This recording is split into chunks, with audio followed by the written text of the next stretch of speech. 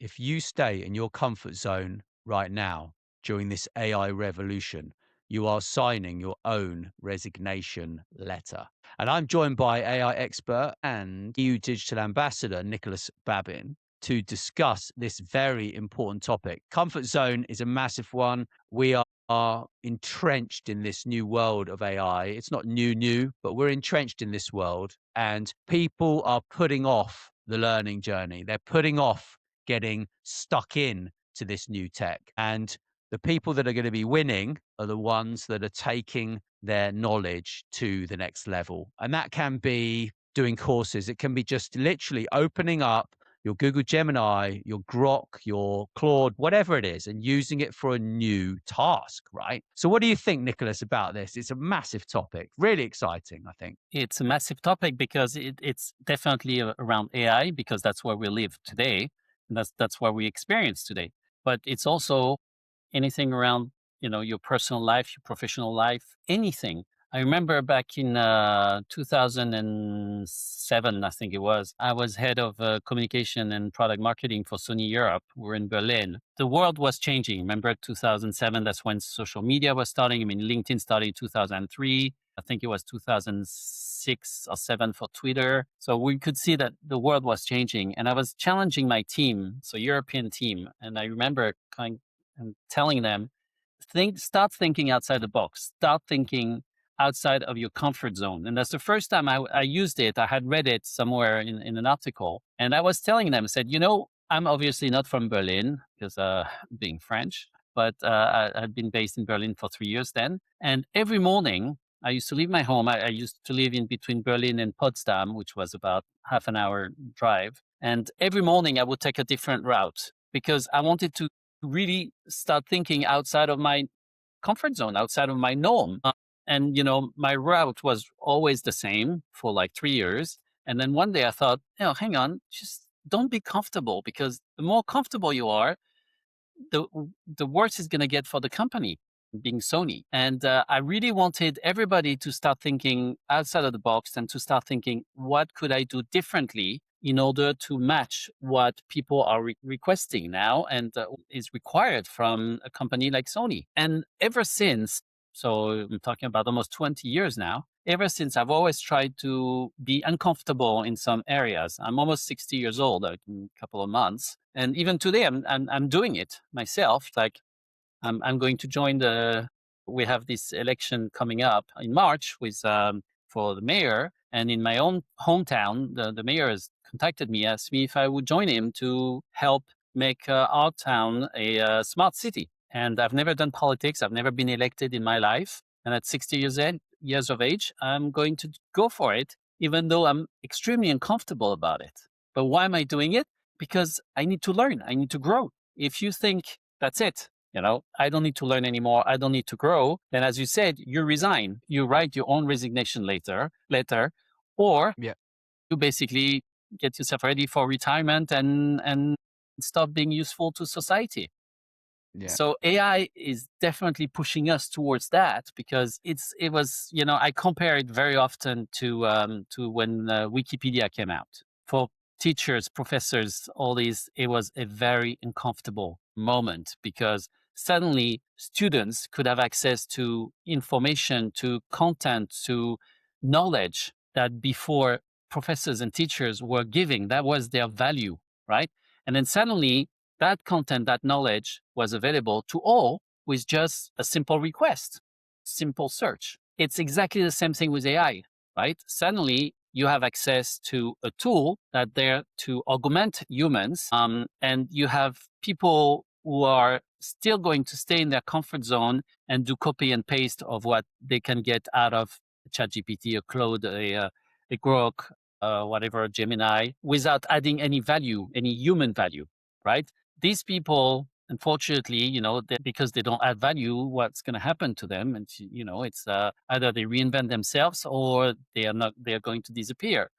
Was if we're in a world today where AI is everywhere. I mean, it's you turn on your mobile phone, you look, the phone is going to recognize you. That's based on AI. Everything you do, everything is based on AI. So I think the worst mistake today would be to think that AI is not something that you need to be concerned about. I mean, be concerned is the wrong word, but it's not something that you need to be aware of, and that you can forget about it.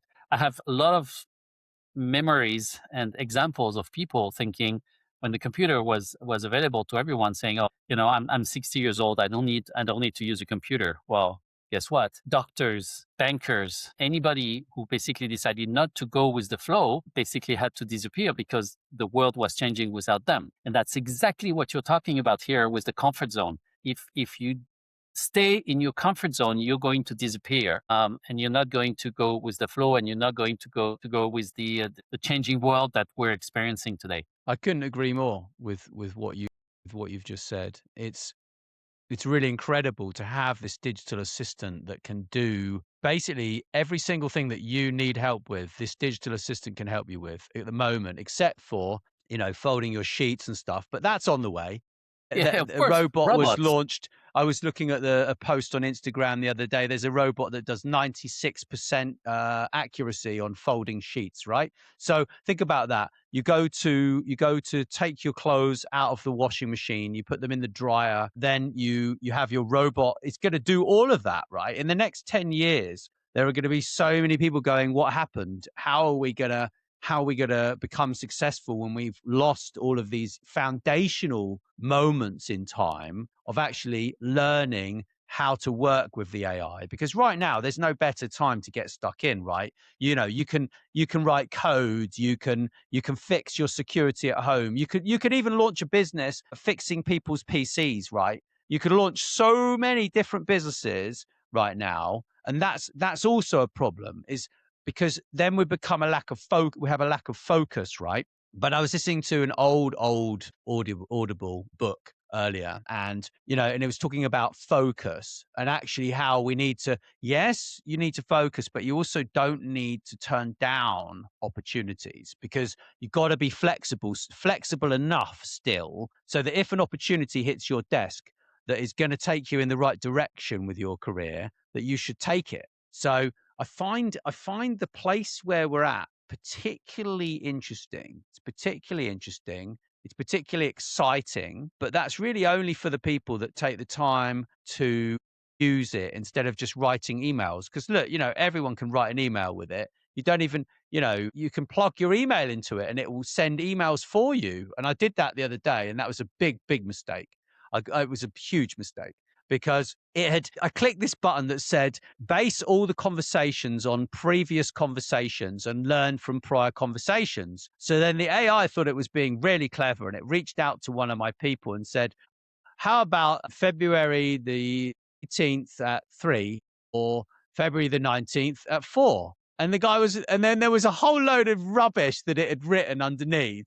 And I was just like, and the guy replied, thankfully, and he's like, what are you talking about? No, But because the without context this needs to be correct. Yeah, experiment, without this experiment, we are not able to understand what needs changing, what needs refining, and what needs to be worked on. And the tools are not going to improve. So it's like AI will kill itself. If we don't experiment with it, we don't use it, it's going to kill itself, right? And it'll eat itself because the costs are going to be too expensive. But already OpenAI has turned around and said we're going to do adverts within the stream. So absolutely. it's not going away, because these companies will have monetization models. So you're stuck with it, right? However, it's going to be used. And the way you're going to be ahead of everybody else is by, utilizing utilizing that area between where you're comfortable and where you're really uncomfortable, and just finding a sort of, I'm not going to say a happy medium between comfort zone and non-comfort zone, because there isn't one. You're either outside of your comfort zone or you're That's not, it. right? And That's it.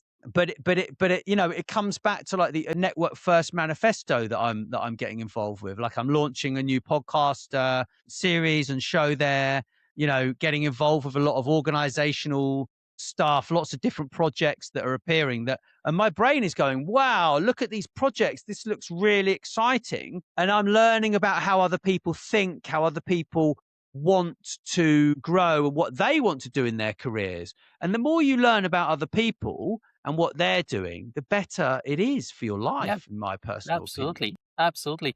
And the only thing that I would say differently is not something that we're experiencing starting now. It's something that we've been experiencing for 10 years. Because about 10 years ago, there was this very subtle, almost invisible shift, in my opinion, where technology became totally part of us. Look, you would enter a car, you would have GPS even before Waze or Google Maps, right? You would go vote, or you would have an ID card which would have an NFC chip in it.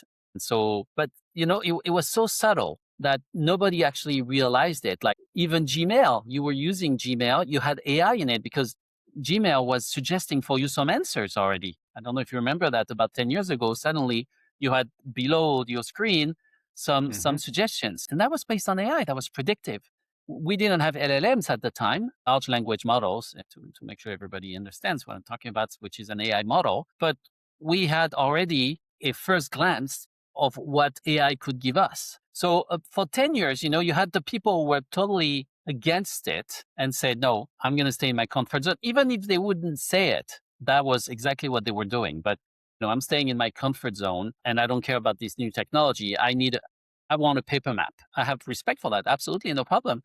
But if today, paper maps are not even updated anymore. I mean, like very, very rarely, or like every two Man, years I or have whatever. bad fit paper maps. I used to get lost all the time. Yeah, Like, look at that's where we're exactly at it. now.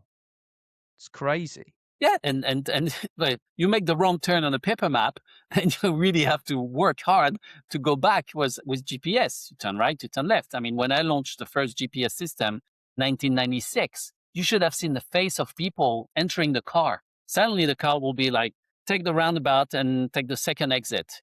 They will be like, what? I even had a friend at the time. We were going to a stag night with some friends for before a wedding, and he said, I had granted, I had not, I was driving obviously, so I didn't drink, but they had a little bit of drink before. And he was like, just follow the lady. It's not the lady, it's the car talking. So it was just, now you look back and it's funny. But at the time, I remember driving and thinking, I'm not following the lady. It's a technology that basically is Right, telling me where to go. right. And it's exactly it. The comfort zone is something that's psychologically very obviously comfortable for everyone, but very dangerous.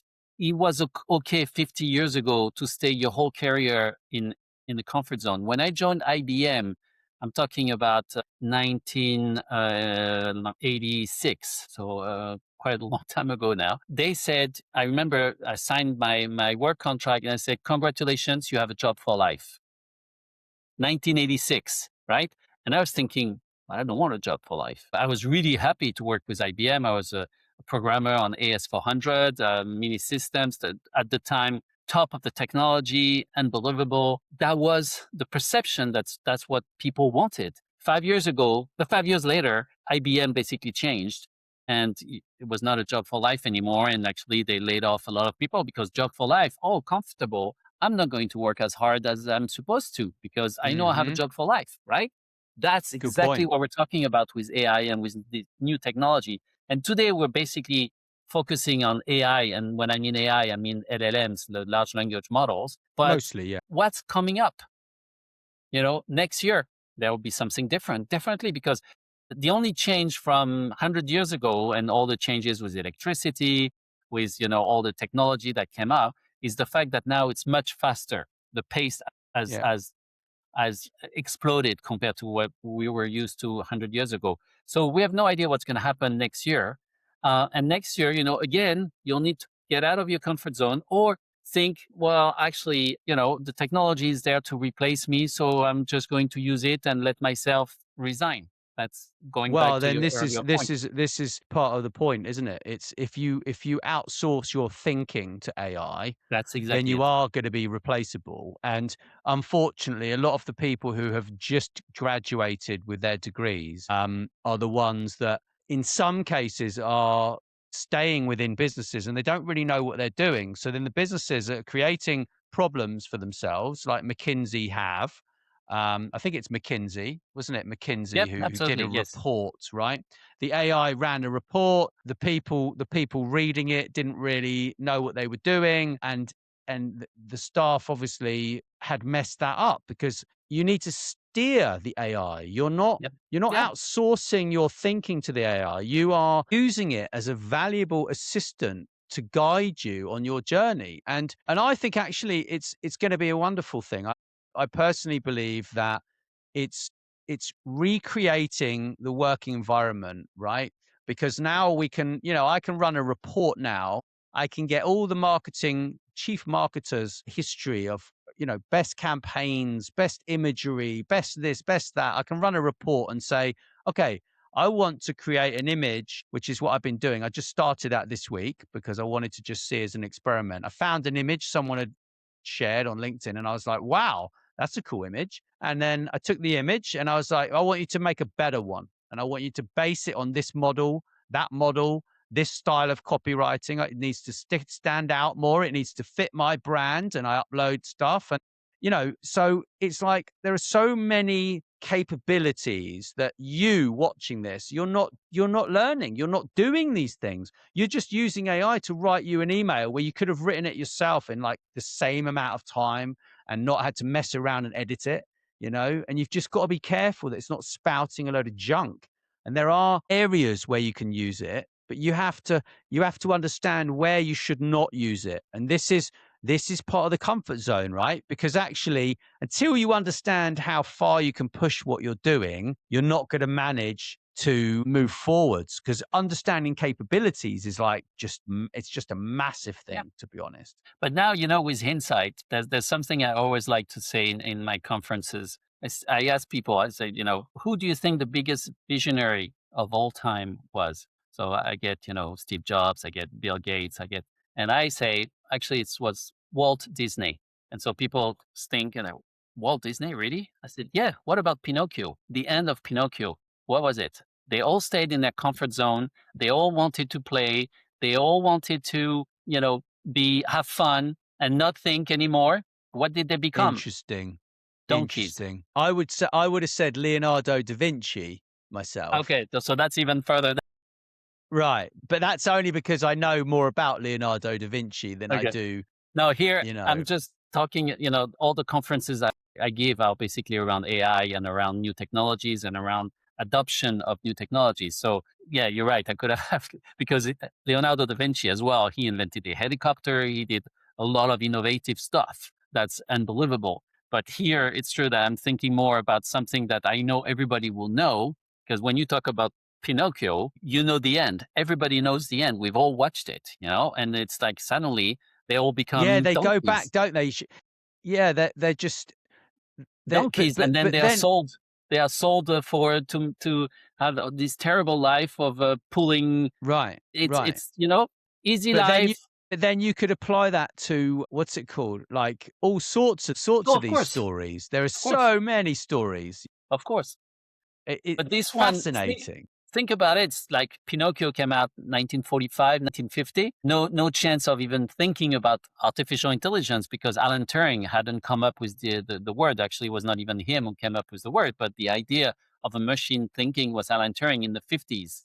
So Pinocchio came out before that, maybe 1930, I think it was. Pinocchio it was like a really long time ago. And then suddenly, you think about it and you realize, well, what he was describing was what we mean by the comfort zone. Obviously, a little bit different because they were Interesting. teenagers who were not studying at school. Different story, different environment, different timing. But the overall idea behind it is very similar.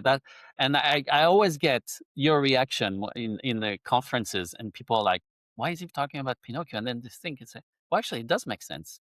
And then so I get people to react and so that's why I like to be a bit provocative, a bit disruptive on the idea. But it's very true. It's very true. And it's today what I'm keep telling people is, please, please, please, I do it. Everybody, should do it. I'm not saying I'm an example, but I'm saying that, at 60 years of age, I'm going to start a new venture, something that I'm very, very uncomfortable about Yeah, because I've because never done it.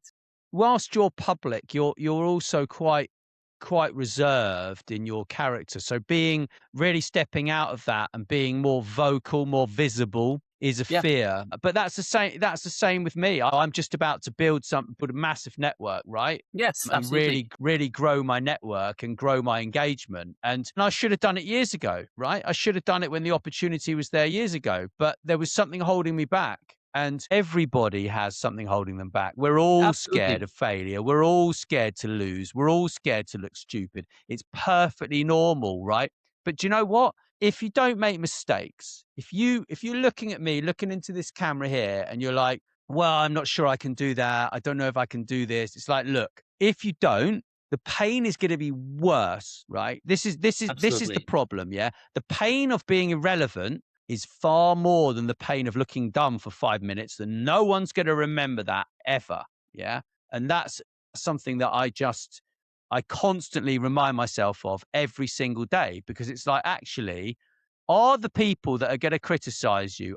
This is what I said to someone the other day, someone who was on the podcast a few weeks ago, and she didn't like the headline that I posted because it was like really like brutal headline, yeah, on the image. And she was like, "Oh, you can't post that." And I was just like, "Too late." But I posted it. And she's like, "Well, what about the people and what they think?" I said, "Well, it's tough. The people that actually think about you, right, in that way, clearly don't matter. They're clearly not going to pay your bills, and they're clearly not going to have any impact on your life." And it's just like the people that really are the thought leaders, the real people that are at the front of this revolution, because we're at a revolution now. The Yes. people that are at the front of that, they're going to be like, okay, so he messed up, she messed up, they did that, they did this. And it just comes back to what I'm doing with all the personal branding, executive presence. It's like, if you're sitting there and you're like, well, I don't really have an executive presence. I'm not really doing anything with AI. I'm not standing up and becoming an asset for the company that I work for or that I own or that I manage. Well, you're gonna suffer, because you're going to be obsolete, right? You will sign your own resignation letter, because you're going to become irrelevant, right? Exactly. You're 100% right about this, and that's why it's never nice to be disruptive and not aggressive. To challenge people like this, but actually, I think it's for their own best, because you realize, because you've had some experiences, I've had some experiences, and we know how important it is, and so that's why I like to share my own experience and tell people, hang on, you need to be aware of this. That's why the more you get out of your comfort zone, the more things you do that really you're not used to, the better your life is going to be, and you're going to give yourself more years in the professional personal world, because you need to be curious. That's really, getting out of your comfort zone is easy for people who are curious, and it's really something really difficult for people who are happy the way they are for the rest of their lives. IBM, you have a job for life. That's, I always give that example as well. And because you and I also share that experience, and I know you worked for IBM in the UK, I worked for IBM in France, and that's exactly it. It's like, and that's the reason why IBM has struggled so much at some stage, because he had so many people who had a job for life. Yeah. It's becoming obsolete is scary. It even It's scares very me. Why do scary. you think I do all this work, right? It And me, frightens me. I'm And much it's older not than you. and it's not like an irrational fear. This is the point, is that we're not insane. Like, this isn't some sort of programming that that has like come from our childhood. This is a reality of life right now. And that's what scares me. It scares a lot of people, and that's why they listen to us, and they are taking action, right? So, yeah, thank you, Nicholas. It's always been a Thank you, Nat. pleasure. Always a And pleasure. I will drop some links below for things that we're working on, that if you might want to get involved, you can check out what we are doing. Thank you. Thanks very much for listening to Influential Visions. Please make sure you share this episode with your friends and business connections. And don't forget to drop us a review wherever you listen. Thanks.